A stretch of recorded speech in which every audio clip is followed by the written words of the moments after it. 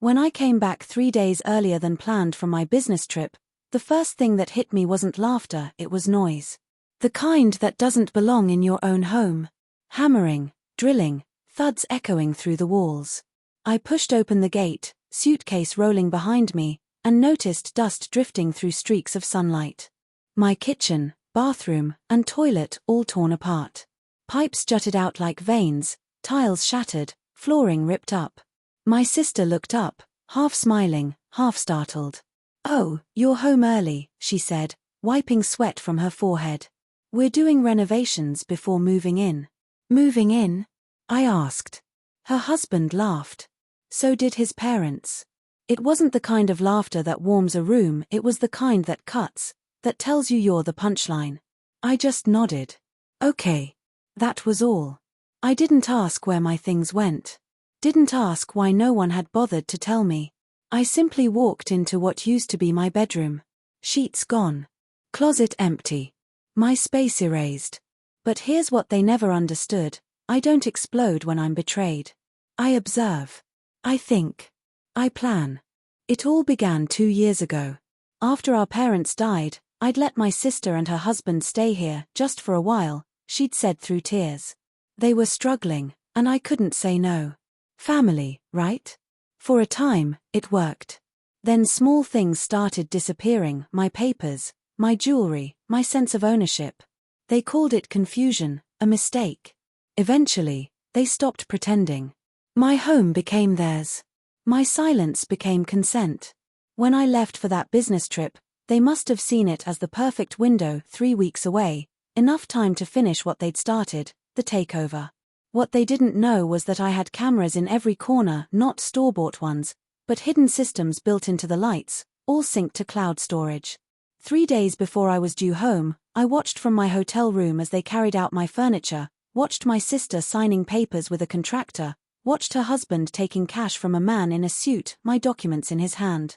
They weren't remodeling. They were selling. When I came back, I didn't confront them. Not yet. I just needed one more day. That night, I made a few calls to my bank, to the city office, to the lawyer who handled my parents' estate. Then I called the owner of the construction company, an old college friend who owed me a favor. By dawn, everything was set in motion. The next morning, I sat on the porch, sipping coffee, when my phone rang. My sister's voice shook. "There are 2 police cars outside," she said. "Yeah," I replied, calm. "There should be." "What's happening?" she asked, panic rising. I could hear her husband shouting in the background. I didn't answer. Just watched as 2 officers walked past me into the house, reading out charges: fraud, forgery, attempted illegal sale of inherited property. Her husband turned white. His parents froze. My sister stood there, silent, shaking.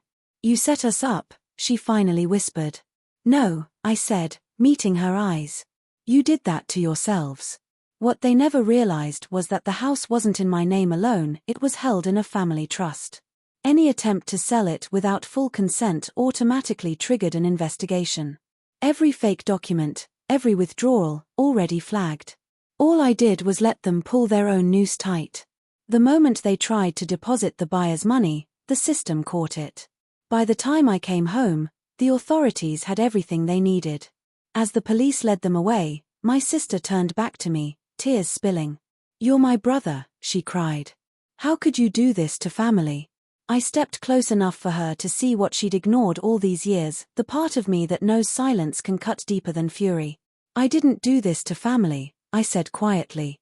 "I did it for it. For the part you destroyed." She broke then, tears, disbelief, regret. But it was too late.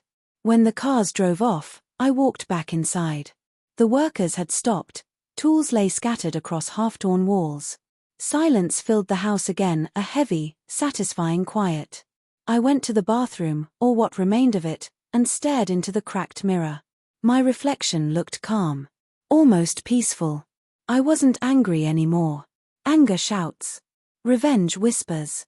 3 days early, that's all it took. 3 days between deceit and justice. 3 days that separated who they thought I was from who I truly am. They thought they were stealing my life.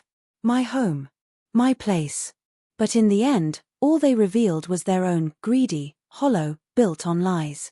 As the police lights faded down the street, I finally smiled. Not because I'd won, but because they finally learned who really belonged here.